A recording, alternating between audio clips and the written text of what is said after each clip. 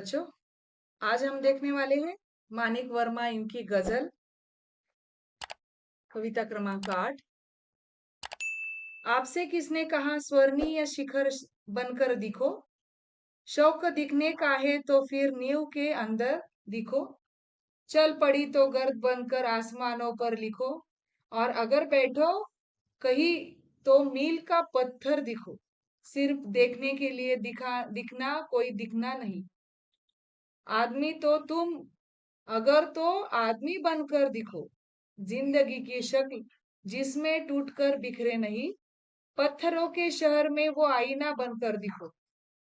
आपको महसूस होगी तब हर एक दिल की जलन, जब किसी धागे सा जलकर मोम के भीतर दिखो। इसका भावार्थ देखिए। किसी की अट्टालिका के चमचमाते शिखरों को सभी देखते हैं, उनकी जो शान है वो शान की प्रशंसा भी करते हैं। लोग समाज में इन शिखरों के समान ही सम्मान पाना चाहते हैं, परंतु वास्तव में देखा जाए तो इन शिखरों से अधिक महत्व है उन ईंटों और पत्थरों का, जिनके कारण ये जो शिखर है वो शिखर बन सके। यदि नींव की ईंटों के गुमनामी के अंधेरे में रहना स्वीकार न किया होता तो इन शिखरों का अस्तित्व ना होता।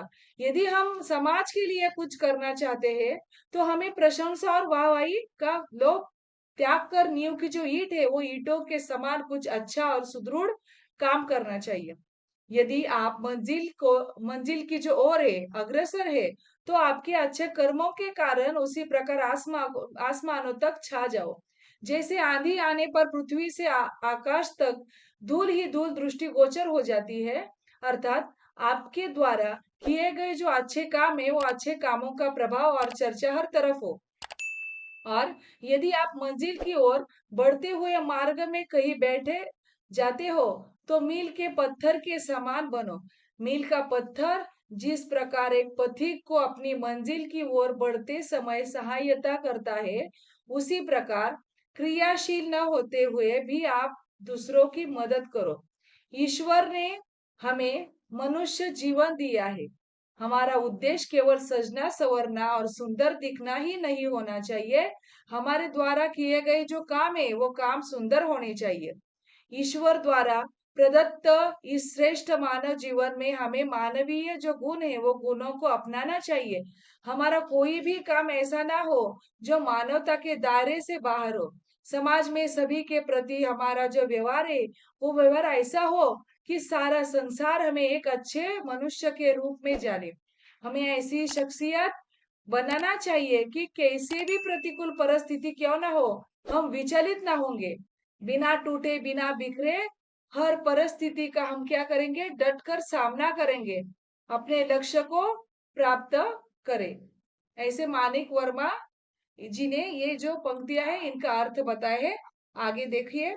एक जुगनू ने कहा मैं भी तुम्हारे साथ हूँ, वक्त की इस धुंध में तुम रोशनी बनकर दिखो।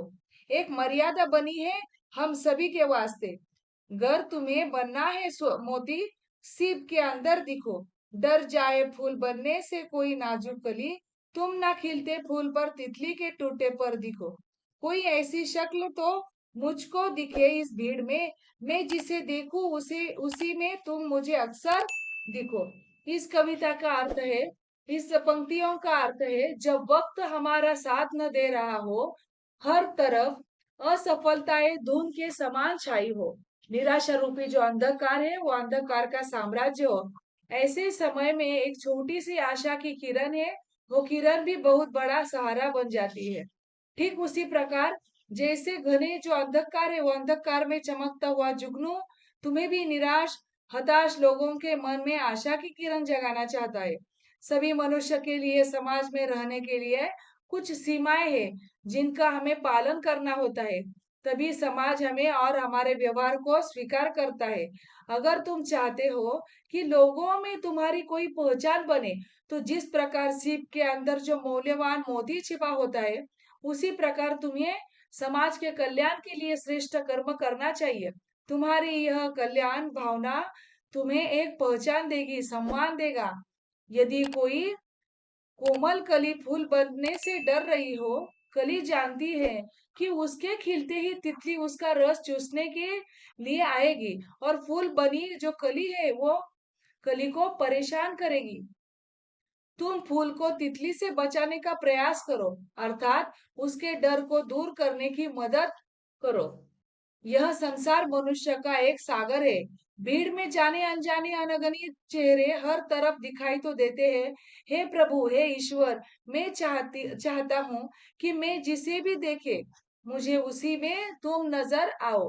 तुम तो सर्वव्यापक हो। ऐसे गजल इस कविता में मानिक वर्मा जी ने कहा है।